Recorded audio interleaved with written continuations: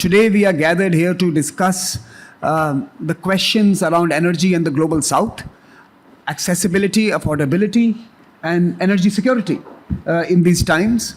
And I can think of no better person in this country to address these issues than Ambassador Puri, not only because he is the Minister for Petroleum and Natural Gas, and of course, he also has an additional task of managing cities in this country as an urban minister, but he is someone who, for the past 4 decades or more, has been India's key person in key capitals and in key institutions in Geneva, in New York, and in capitals that matter.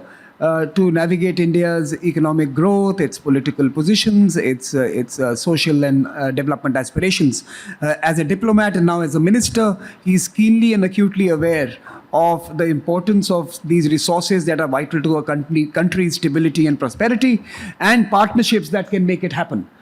He is someone who has written books and papers on the new trading architectures, economic arrangements, and partnerships that are going to be important for countries such as India and others to invest into. And he's, of course, now keenly focused on driving ahead with the Prime Minister's vision of a emerging and rising global south, and how India partners with it and strengthens that process of transition. So even as we speak about energy transitions, the other transition is equally important, the transition of these low to mid-income countries to their new aspirational states. And to speak about all of this, let me invite now Minister Hardeep Puri to address us, and then maybe we can ask him a few questions thereafter, and I'll bring you in, Junaid and Mr. Panda and our guest from Kenya. Maybe if we can have a conversation, short conversation, before he drives a long journey to South Goa. So over to you, Minister. Thank you very much, Samir. I'm very happy to join you this morning. This session, I'm told, is captioned Powering Progress in the Global South, Accessible and Affordable Clean Energy for All. I've spent a lifetime, I think a career of 39 years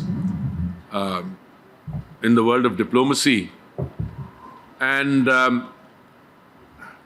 this is a risk you run, Samir, of calling somebody like me to speak to you, because, you know, the old age and the old anecdotes come to haunt you.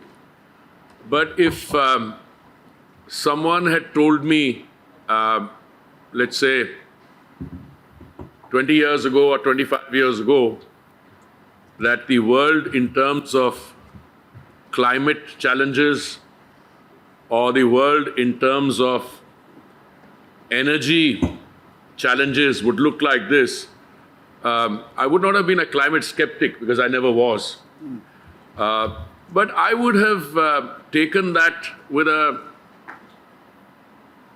not a pinch, but a bag full of salt. I would have said, look, people have a tendency to exaggerate what the issues are. There are challenges, but, you know, people of goodwill in international Bretton Woods institutions, in national capitals, and reputable think tanks will find solutions. But let me submit to you, and I start by, since you said I'm the Minister for Petroleum and Natural Gas, I think I'm more the Minister for Energy Transition in terms of, because it's my ministry which very openly says that the energy transition will come and needs to come. So the biofuels, the compressed biogas, the green hydrogen. But today, let's start with the global south, because that's where we are. Out of the 8 billion people or so that inhabit the planet, 75% of that population resides in the global south. When we were serving on the Security Council, I'm talking about, I think, the year just before, I think around 2010, I think South Sudan became the 193rd country in the world, if I remember correctly. But if I look at the groupings, and I know if you have 193, 195 countries in the world, 155 countries fall in the global south. My knowledge of the regional groupings may be a little jaded now because I've been far removed from that. But if I remember correctly, 54 countries in Africa, 44 in Asia, 33 or so in Latin America and the Caribbean, and then the Caribbean island states. But if you look at the Caribbean island states, they're also partly a part of Latin America and the Caribbean. And then you have the Pacific Islands. So there were, we used to call them the Pacific SIDS, if I remember then, but 23 of them also. What are the major challenges that they have to face? Or what are the challenges all of us have to face? Let me start with India. And I think the last 2 years that I have had the privilege of being associated with this portfolio, they have been difficult 2 years, but we have essentially been addressing the trilemma. One, availability, that I think applies to all countries in the global south. Along with that challenge of availability is the second and equally important requirement of affordability. There's no point going into a population deeply and say, I'm sorry, oil prices have gone up in the world, or these things have happened and I can't supply you. And I'm very proud to say before all of you that even at the height of the crisis, even when the rains in the northeast, I think a year or so ago, were unprecedented, our oil marketing companies had their personnel carry cylinders of LPG on their shoulders to deliver them to the consumers. I must also confess that not all the countries in the global south face the kind of problems or challenges we face in India. And that is because of the specifics of the Indian experience. I think many of you may not be familiar with the fact that in our country we have, 60 million people going to the petrol bunk every day to fill up. 60 million every day. Our consumption is 5 million barrels of crude in a day. In an earlier meeting this morning, when we were looking at figures, that is likely to go up to 7 million barrels a day by 2030 and 9 million barrels a day by 2040. The International Energy Agency predicts that, and also, other so-called learned people who make predictions based on economic data and the, kind of unfolding evidence. They said 25% of all the demand growth between now and 2040, 25% of that will come from India.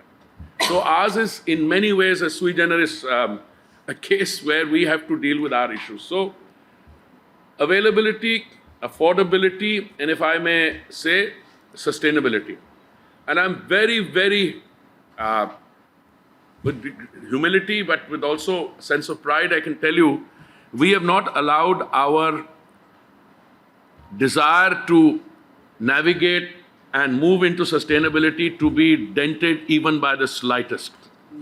Now, in a robust democracy like ours, you will have a situation where different cabinet ministers will be speaking to their own this thing. I'm very clear.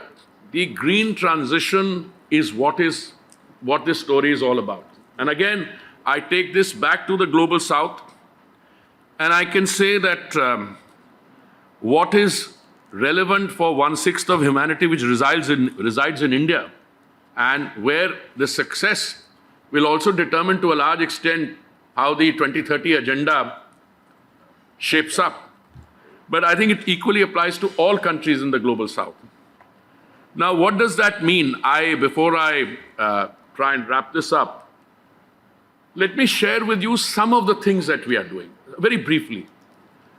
When I was ambassador of India in Brazil, this is in the period, I think, 2006 onwards, the then government in Delhi had set itself a target, which I thought it was a very modest target, which was to produce rather have a mix of 5% of biofuels in 10 of our states and union territories, which is a small number if you look at the overall 29, and we never even included the large states like Uttar Pradesh or Bihar, etc. We said 10 states, we'll do it.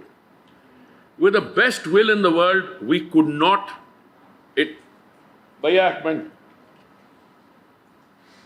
we could not cross 1.4%. So when Mr. Modi assumed responsibility in 2014, our biofuel blending was barely 1.4%. Today, we had a target of 10% blending by November of 2022. We were able to meet that target 5 months before time, which means that with 10% blending, Samir, we saved 41,000 crores by way of imports, which in normal language means $5 billion. Because we were able to save $5 billion on the import bill, it means we were able to pay our farmers $5 billion plus as compensation. We set ourselves a target of 20% blending by 2030. And I'm very happy to inform you that we will complete that 20% blending by 2025. We initiated what is called E20, or a fuel which has a 20% blend in it, some time ago. And I was in a gathering of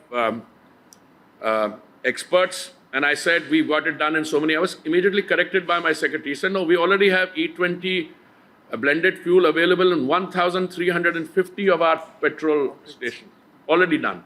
And we are moving very rapidly. I say to you without contradiction that we will, without any apprehension that we may not be, we will do 20% blending by 2025. Why do we have this 20% threshold or mindset issue? Because when we started on this journey, we were told by the Society of Indian Automobile Manufacturers, who are also a very strong, Samir Smani is a lobby, who said, if you have only 20% blending, then the current generation of automobiles don't need an engine change, and you will be able to easily utilize 20% blended fuel. I always found that a little surprising, and I'm not being critical, because I served in Brazil, and the same manufacturers, whether they're Japanese or they're European, they were selling flexi-fuel cars. And as I anticipated, we had a situation where the manufacturers are now beginning to roll out E85 cars, or cars which will take 85% of blended fuel. Why am I emphasizing this agriculture fuel thing? Because I think most countries in the global south, most that I'm familiar with, have this great potential of going into the arena of biofuels. It's not just automobiles. Let me give you another example. We had, some time ago, I was privileged to receive a flight between Pune and Delhi, which was operating on 1% SAF, or sustainable aviation fuel. That 1% sustainable aviation fuel blend of 1%. And I asked my colleagues how much of ethanol will we require for a 1% blend to be made mandatory, and said, what, 14 crore liters, which means 140 million liters. Now I looked at the implication of that for our agriculture sector, and I was immediately struck by the tremendous boost it would give our agriculture. Of course, we'll have to do some work, and we are moving. It's the same as the situation with compressed biogas. We have a very ambitious target. That is when we decided to start thinking in terms of following up on an idea which I had received in Brazil when I was ambassador there. It came from Unica, a Brazilian ethanol cooperative, where they said, if countries like India and Brazil join in and others join us, we could actually make biofuels A, cleaner, B, more suited for our own conditions, would help our agricultural communities, etc. So that's what, and today I'm very happy to inform you that when we started this cooperation towards biofuels, and we wanted to set up a biofuels alliance, I had not dreamt that we'll have 20 countries joining us already, 8, 9 international organizations. So suddenly we said, look, now we've got something whose idea has come. Let's at least raise the level of ambition. So we are having a meeting of the Global Biofuel Alliance, but we wanted to take it to the leaders level, get more people to join, and also to see how you get endurability and some concrete areas, and whether you can decide whether it's an informal association or an intergovernmental association. Those are things which the ownership will belong to to its members. So we were going down that road. When it comes to the third challenge, availability, affordability, and sustainability, I am absolutely clear that the future biofuels will be helpful. Ethanol, compressed biogas. We are already into what are called second generation and third generation ethanol plants. Second generation makes ethanol from what? Agricultural waste and bamboo. Now we're going into third generation also from gases. But the area of immense potential is green hydrogen. And here again, my submission is that for countries in the global south, which have water and where we need to get green energy at an affordable cost, and I think we have demonstrated in India that we have been able to bring the cost of green energy down from about 25 cents to about 3 cents, etc. And all you need after that are electrolyzers. Now, I was telling Sultan Jaber in a morning meeting, I said, I find, there comes a time, maybe this is the years of having seen, there comes a time when one photograph drives home the imperative of action, the need for action, and for the message to go home that we don't have a choice. And yesterday on the journey here, last evening, I was reading the London FT, and on the front page, Samir, was a photograph of a child, not in the global south, but in Athens. And the child we had fires burning because of the extreme heat. Now that extreme heat is taking place in Vermont, it's taking place in, Australia, and these are fires. Now, this is a moment, I told him, and your job as climate COP28 negotiator, it puts an extra challenge.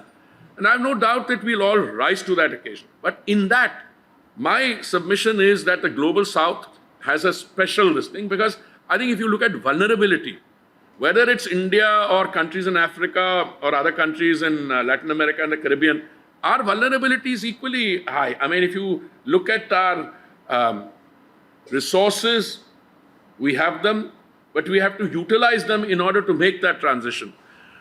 I have many things, but I think we have a time issue, and I'm going to leave them, Sam. Let me just say that we have said in the past, we are going to reiterate that whatever we have gained by way of an experience, whether it's Ujjwala. Ujjwala is a scheme which we have devised of making, first of all, to make the transition in the kitchen from traditional firewood, coal, etc., to a cleaner fuel, all right? Kerosene and all to be done away with. And what we do is, our own experience, I think in 2014, when Mr. Modi assumed responsibility, we had 14 crore, 140 million gas connections, that is households having a connection. Today we have, I think, 33 crore or 330 million. And during my predecessor's time, we commenced a scheme called Ujjwala, which meant that we were providing a free cooktop and a cylinder to those households which were the most vulnerable, to those below what we call in India economically weaker sections, or BPL, or below the poverty line. And this has gone up to 9 crore 60 lakhs, which is 96 million households have that. So, friends, when we were faced with the pandemic, when there was a total lockdown on economic activity, we supplied 3 free cylinders to all the listing. And we do provide a subsidy to all Ujjwala beneficiaries. That is, we provide 200 rupees per cylinder directly, what we call DBT, directly into the accounts of the beneficiaries. I'm told The targeted. the targeted is so that it's not freely available to them, because I've always been criticized by my friend Junaid's colleagues and those in the fund saying, you guys make it available, the rich people take advantage. I said, no, we try and devise schemes, it only goes to that, because we don't have a superabundance of resources. We have, I believe, provided some sharing of experience in other countries on the south. And as I said, we'd be happy to share this experience, including in many areas which are being built along with this ecosystem. I'm sure that whether it is Ujjwala or solar cooktop or any of these, I've had my colleagues and the friends in the World Bank, etc. We are at different stages of experimentation. Some we are trying out as in limited scale, etc. But I continue to believe that the scope for experience sharing and in the global south is immense. And I say that with a certain degree of confidence. I'm going to stop here because I think if I continue with these... no, maybe we can bring in. Yeah, we some can bring it. questions. We'd be happy to... I think Damilola would also like to ask you something. But let me ask you, since we have the advantage in you being both an energy minister and as well as a former diplomat who's been negotiating on trade questions. You raised an important point about access and affordability. But I also think that at the same time, the transitions are about our own economic opportunities. Now, many countries in the north especially are finding a new utility for industrial policy these days. You have the IRA in the US, which basically is a subsidize my energy sector policy. In other words, that the hydrogen, the green hydrogen that you mentioned, in the US is going to have a benefit of tremendous government support.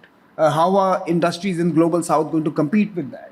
Then you have the CBAM, the border adjustment mechanism being proposed by the EU, where you have certain building blocks of transitions that our societies are experiencing becoming more expensive or at least being targeted through certain action. So how are we as a global south going to respond to these new these new old impulses where countries are looking at sovereign choices and sovereign industries and sovereign production in a very different light today?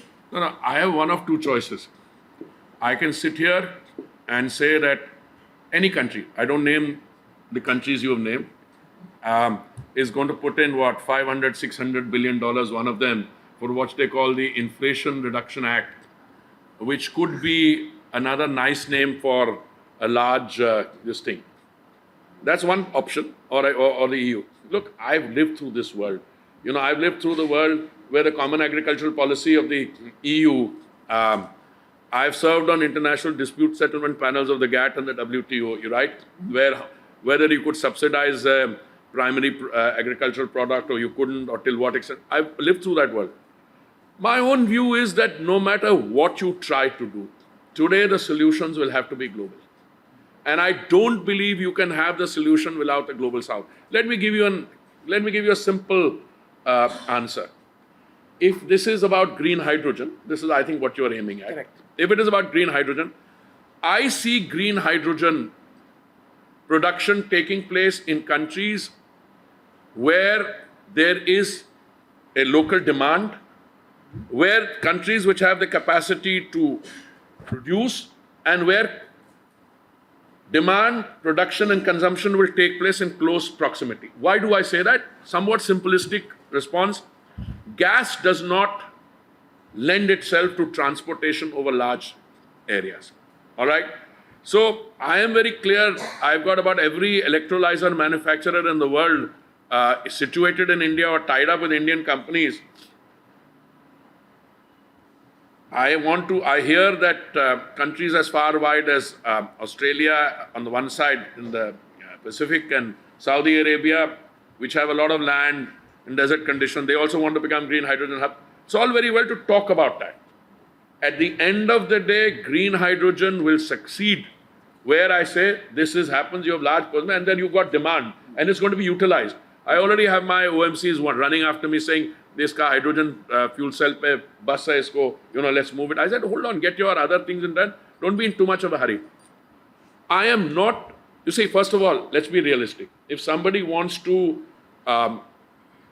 invest in green hydrogen or in clean energy, you can hardly tell them don't do it. But what is the answer? Go back to fossil fuel. As it is, investment in fossil fuel stopped taking place many years ago. And the problem you had is not those quotas. What you have is something more serious. Even people who have the quota, because they didn't invest, even they're not even able to extract as much as their quota would permit them to.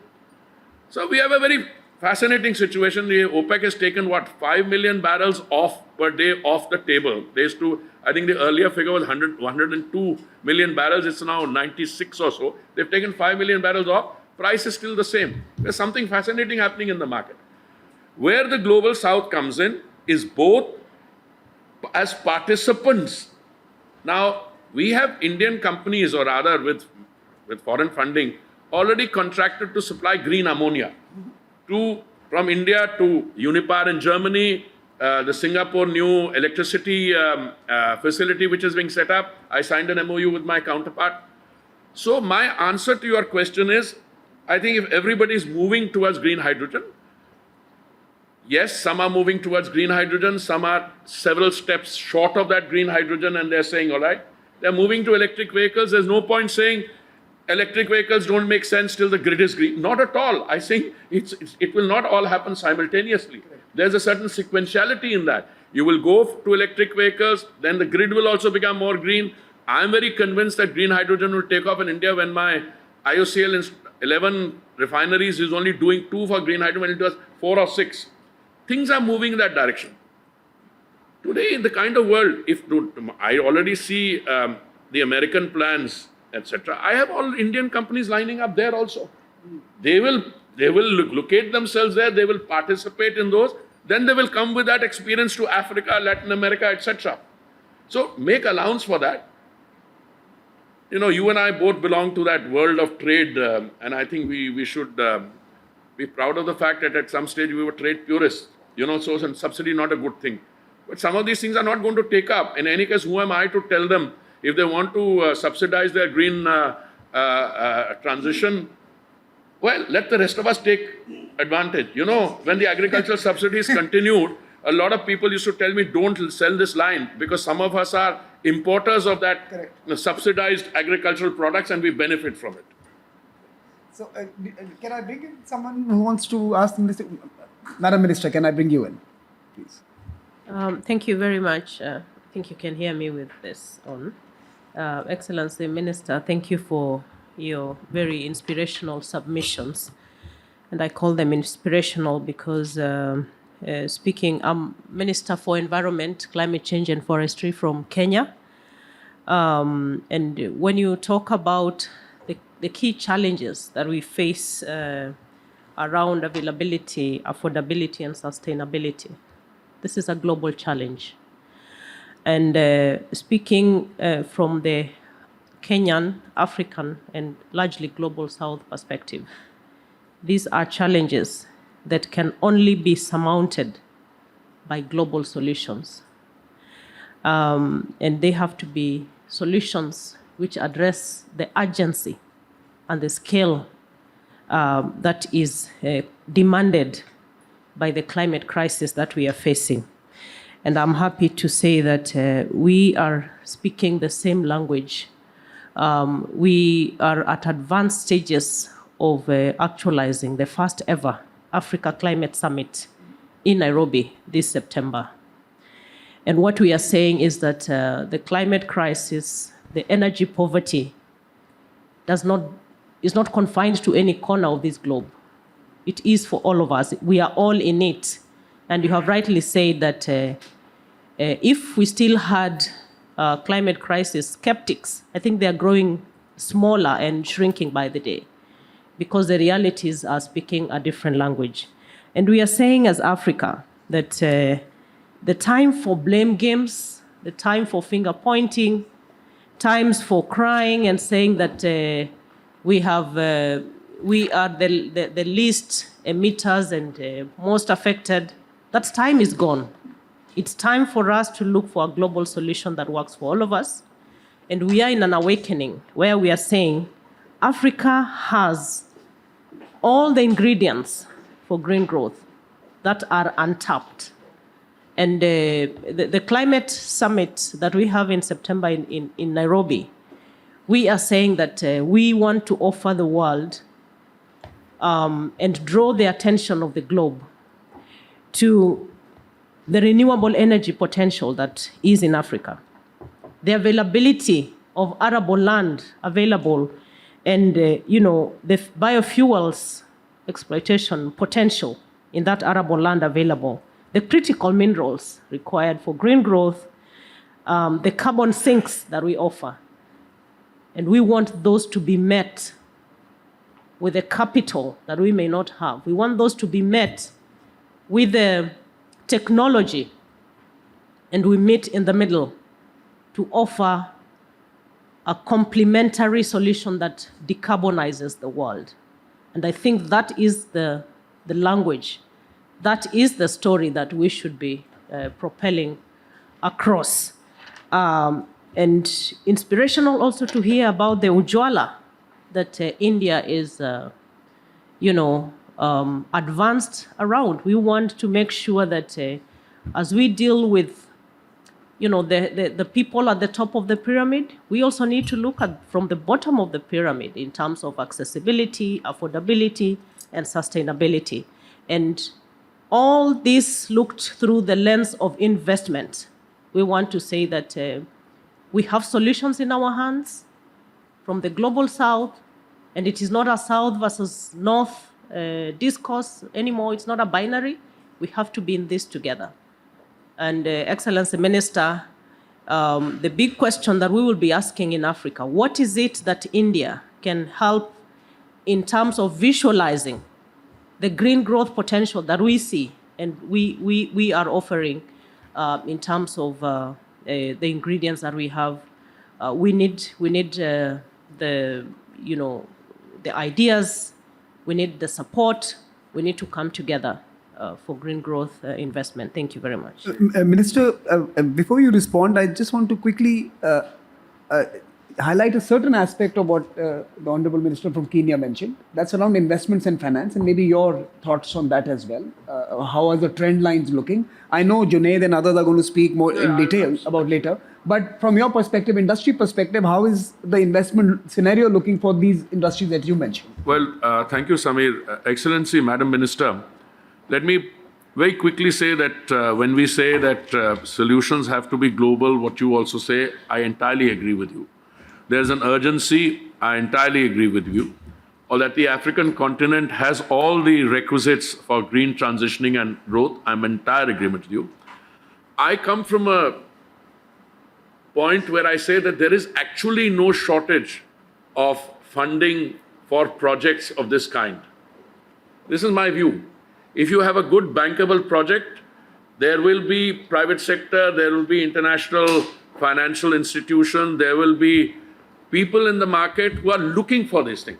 These are the discussions I've had over a number of years. Our problem arises, I think, essentially because we take the climate financing discussion or take all these financing discussions in a context where we make this upfront.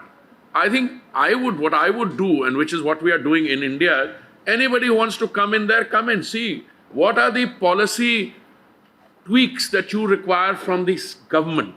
Where can the government step in and change our policies, our ecosystem to make it possible for the private sector and others. And I've had the privilege of knowing Junaid for many years. I know other parts of his senior management, and that's the kind of thinking I draw strength from.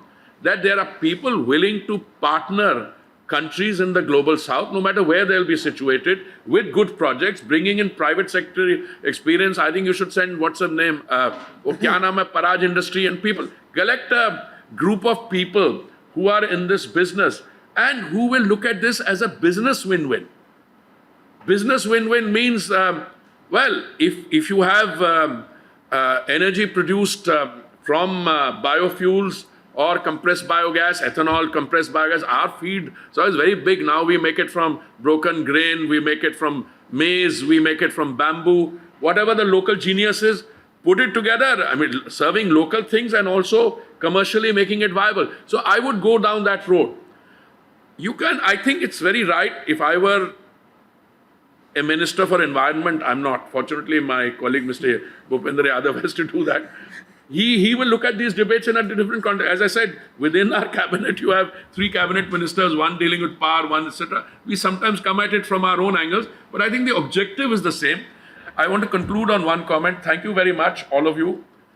Insofar as India is concerned, our willingness to do our experience sharing and participate in as mutually beneficial a manner as we can, not only, madam, in the context of your Nairobi meeting, which I think is very important, but also, these meetings come and go, but we have to ensure that the green energy transitioning will take place in a viable and predictable manner to serve our people. What is it that we can do? Look, Global South, I have to get my private sector involved in there and tell people, if nothing else, let them go and spend 6 days in a few capitals, let them go to Nairobi and say, this is what year did that industry group, I'm not doing a commercial with one that, but the gentleman came to see me. 1960s he started work on this today. Huh? So I mean, sir, these are guys who are real pioneers. It just so happened that their experience never got out from here. Now they have, why are we confident on ethanol plant? Because you have standalone plants. You can take the plant, put it there. Anywhere. Put it there. All right. If you want some of it, you are looking at development finance. I can think of 101 ways. I'm not looking at you just because of that, but I'm looking at... But please join me in applauding the Minister for his contribution. Thank you. We'll take a 10-minute break and come back.